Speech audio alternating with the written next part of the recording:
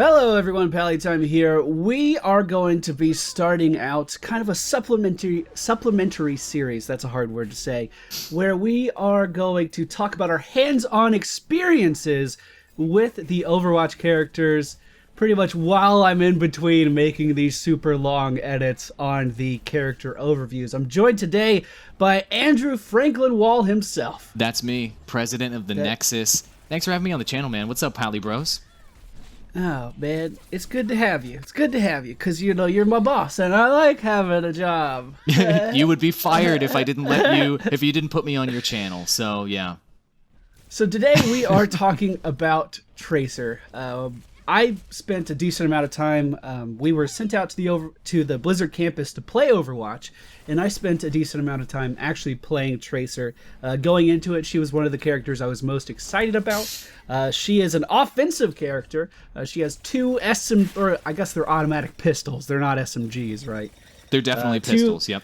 Two automatic pistols in her hands. She has an ability that holds 3 charges called Blink. It allows her to teleport in the direction that she is going. She has a recall ability that allows her to go back in time. And then her ultimate ability is Pulse Bomb, which is a very, very big AoE. Yeah, so how much Tracer did you end up playing? I mean, we got close to, like 3 hours of hands-on time at Blizzard HQ. I ended up playing 2 games as Tracer. I think you played her a bit more than me, right? Yeah, I was bouncing back and forth between Tracer and Hanzo quite a bit. My first game I played, I was super excited to jump in on Tracer, and I even had an Overwatch developer sitting behind me, you know, giving me tips and tricks. I was just getting owned. She is so fragile. She is, and a lot of playing her comes down to, you know, the muscle memory of, I'm gonna die right now. Let me just blink back really quick. Let me just recall back really quick. And that was actually really hard for me to get used to. Yeah, the developers confirmed that she indeed does have the lowest hit points in the game. She's got 150 hit points right now, and the majority of the other squishies in the game have 200, and that's obviously purposeful. I mean, 2 of her abilities are escape and disengage mechanics, probably the best escape and disengage mechanics in the game. I mean, when I was playing against you in particular, and you were using Blink, like, you don't even have to be good at Blink. Just hitting the shift button makes it insanely difficult to even, you know, land a couple shots on a character like Tracer, especially if you're playing, and I played a lot of Reaper and Reinhardt, as you know, especially when you're playing an opponent character that has a low rate of fire. Like, a character like Reaper, it's bang, bang, bang, super slow. You can blink like bump, bump, bump, and you know what I mean? So that slow rate of fire is so difficult to deal with Tracer. You need a character maybe like Soldier 76 or Bastion that has something more in the fully automatic range to really be able to connect a lot when Tracer's blinking around in your area. That's what I thought too. There were several instances, you played a ton of Reaper. There were several instances where I would be coming up on you as Tracer, and my strategy was just to confuse you. My strategy it wasn't even like, I need to kill him immediately, oh my god, he's Reaper. It was like, I need to make sure he has no idea where I am at any given time. And I was just getting pot shots here and there in between. And most of the times I was able to win those confrontations. Now, if you got a shot off on my face, then I died. But, sure, you know, risk versus reward.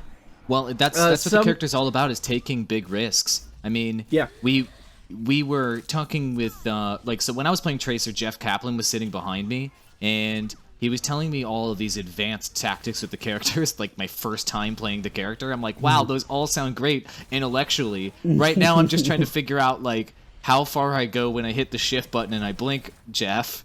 But it was really useful, and, you know, there's a lot of games where Reinhardt's ended up being super powerful. And for those that aren't familiar, Reinhardt is a tank character who's got this frontal shield that has 2,000 hit points. So he's essentially 2,500 hit points of meat that you have to get through. But almost all of that's on the front side.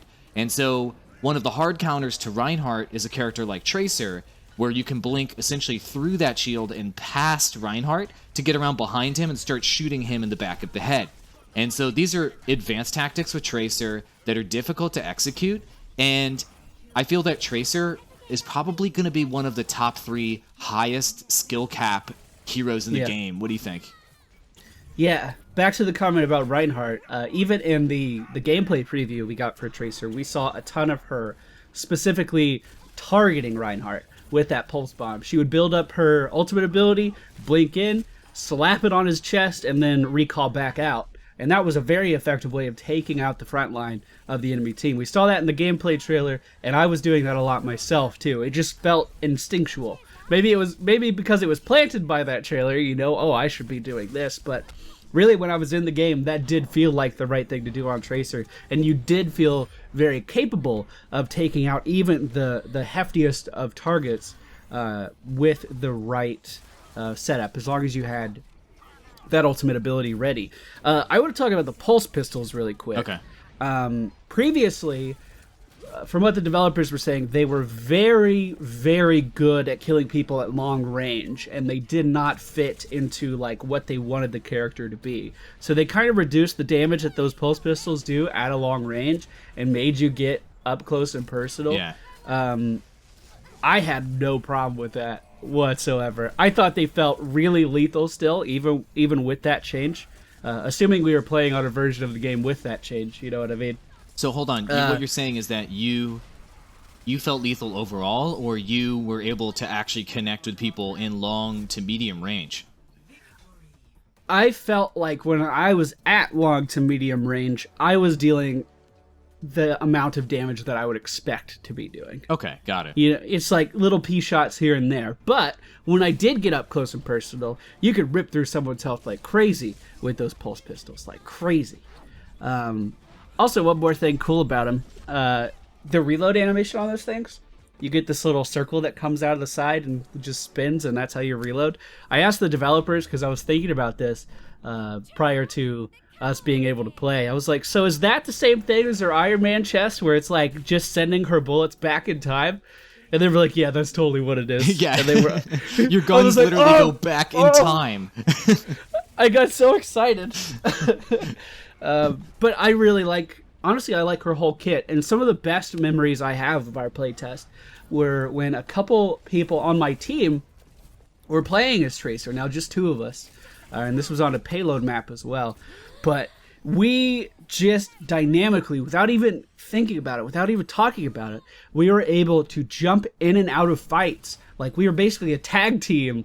And I would jump in, do some damage, and then when I was out of blink charges, I would just get out of there. And then this other player on our team would come in and do the same thing. And we were essentially confusing people to the point that they couldn't do anything. Like, they had to run away.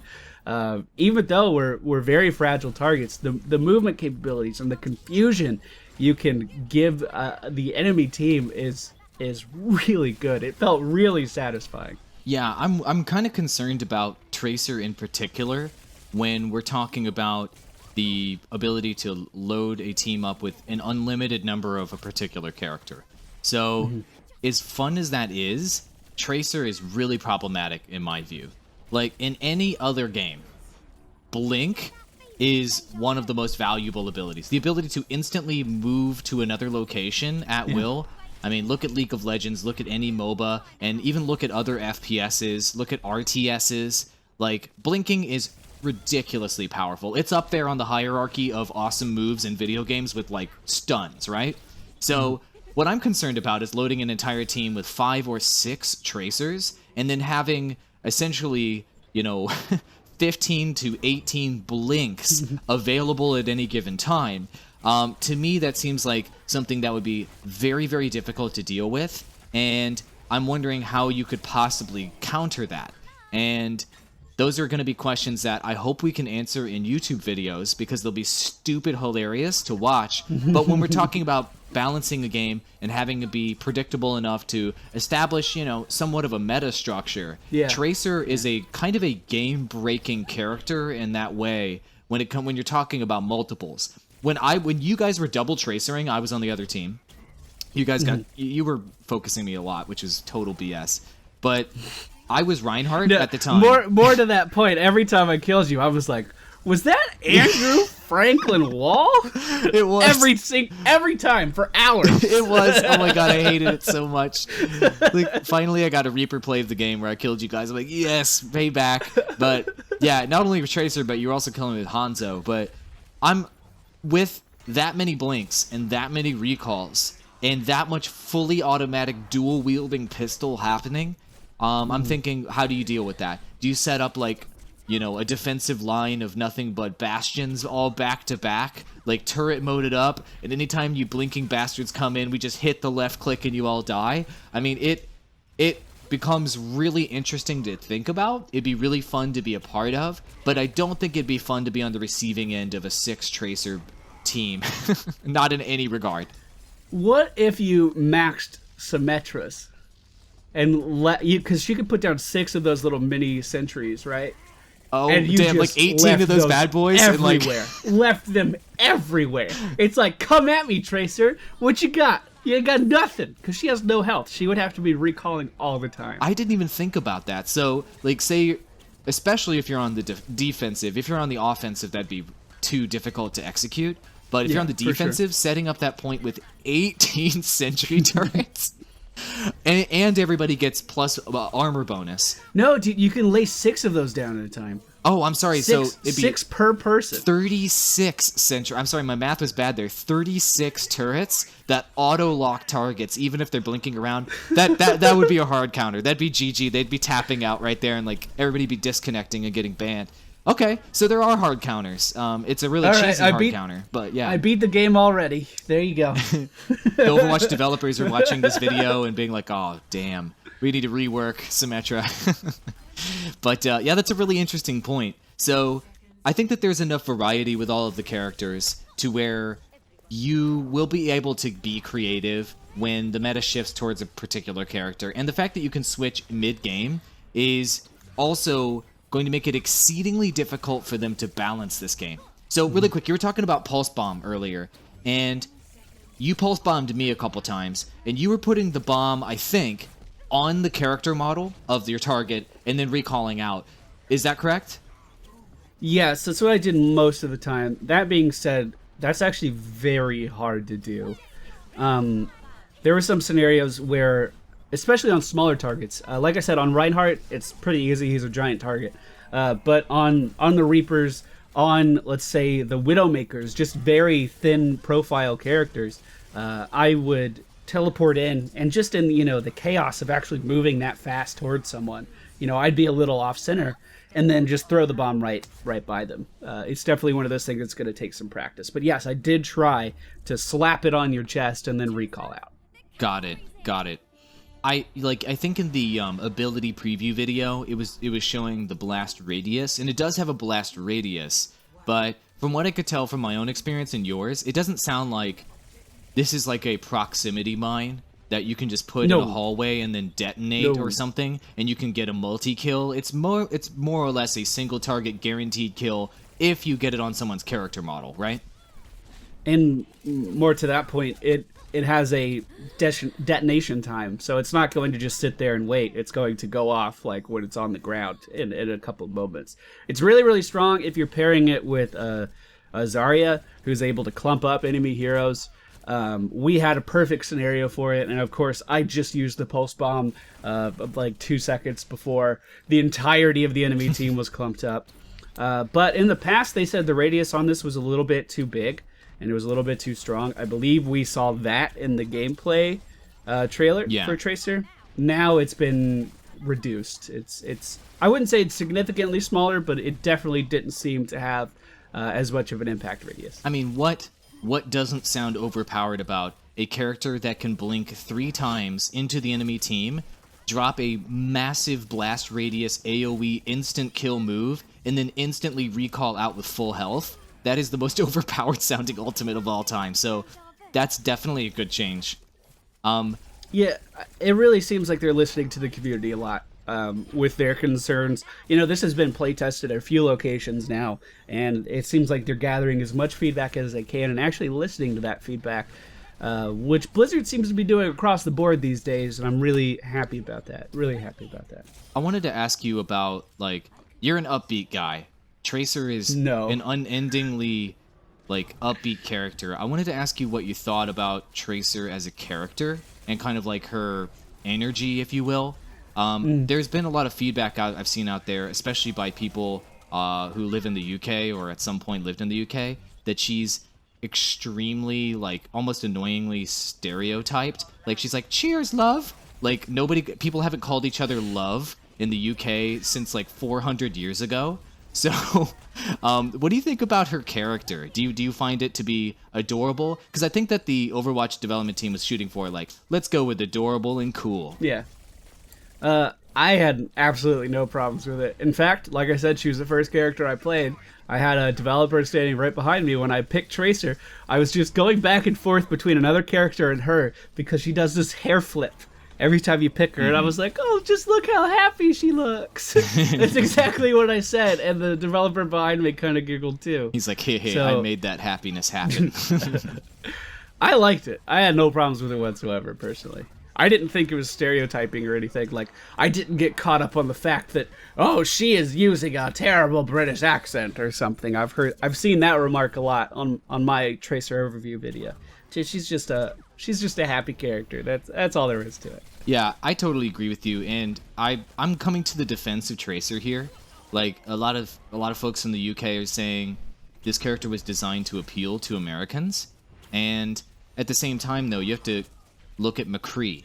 McCree is the most ridiculous American stereotype ever. He's literally a freaking American cowboy who said, Yep. who says the line, "It's like shooting fish in a barrel." Like, it's high noon somewhere. Like, no Americans I've seen out there are offended by that. It is an American stereotype, and I like the fact that the folks creating the characters in Overwatch, if they're going to go a direction with a character, they're going all the way in that direction and not holding back. And I feel like that's the way Tracer was. That's one of the things I love about the game. I mean, each character feels different. Each character looks different. Each character sounds different and plays different. My concern with games like this is always, well, how long can they continue to, like, do that? How long can they make, like, can they have 40 characters that really just identify completely differently? That's always my concern when I approach a game like this, but I definitely have faith and confidence in their ability after what we saw. Well, of course. I mean, look at all their other IP, with Diablo, with the Warcraft and StarCraft franchises. It takes Blizzard time to make like a giant roster of characters, but they have hundreds of iconic characters, so I think that they could definitely get to 40 in this game within a couple years. I don't want them to overextend, though, and fall into the trap, and maybe this is for another video to talk about this. I don't want them to fall into the trap of having to release new characters so often just to keep buzz going around the game, to where it waters those new characters down. And for sure. Heroes of the Storm doesn't necessarily have that issue because they have a giant roster to draw from, but this game will. And coming up with a great character from scratch, I'm sure that that's not easy. And if you look at games like League of Legends, and I'm not knocking I think League of Legends is a great game, they fell into that trap in my opinion. I feel like a lot of the characters they released were not that original, were not that iconic, and they were just releasing characters because they had to, with their pipeline. And Blizzard, historically, I haven't seen them ever really fall into that trap, and I hope that they follow that kind of like pattern and that practice of like being patient and only releasing something when it's done and it's good. And I think Overwatch hopefully will follow that. I think Overwatch in general is a perfect example of something like that. I mean, while we played, we're getting a little off topic, so we should probably wrap up after this thought. We should. But from what we played, like, locked 60 frames per second. I believe their computers there were just running on 770s. Yeah, just 770s. That's it. And I was looking at the RAM. It's not a big deal. It wasn't an insane RAM. It was like a relatively modern i7 processor, a decent amount of RAM, and like a pretty good graphics card. And this game was optimized like crazy. It was nuts. And yeah, I didn't have any frame drops at any point, even with all these crazy effects flying around all over the place. I had absolutely no input delay on anything. It was so smooth, so responsive. I didn't encounter a single glitch or anything. Like, we want to talk about releasing a product when it's ready. I really from what we saw in a LAN environment, I really do feel like that's what they're doing with Overwatch. But that is going to wrap up our conversation today about Tracer. Any final thoughts, sir? Tracer's going to be fun, and Tracer's going to be one of my top 5 characters I'm going to pick up and try to master. I think Tracer, though, you're going to have to play so many repetitions of Tracer to understand how to stay alive. People are going to think, I think, here's my conclusion. People are going to think Tracer's OP at first, but then after they play against Tracer enough times, they're going to learn how to deal with her, and they're going to realize that she fits well in the game. Those are my final thoughts. One more thing I just remembered, the recall ability. I just naturally, while I was playing Hanzo, I was able to predict where Tracer would be recalling to and like lining up headshots before she even got there. I didn't see any like audio cues for that or visual cues for that. It was just something I instinctively was able to do by the end of our play session. So the audio even that cue can is be there. hard The audio cue is where she like breathes in. That audio cue is audible when she hits the recall button, but it might not be audible from like downtown if you're Hanzo like trying to arrow snipe people, which you did to me, which was really annoying. Yeah. I think she's going to be a great character. Thank you all for watching today's video. Like I said, this is some content we want to release, just share our ideas in between the long edits for the overviews. I hope you all enjoyed it. As always, let us know what your feedback is. AWOL, thank you for joining me, and we will see you all next time. Bye-bye.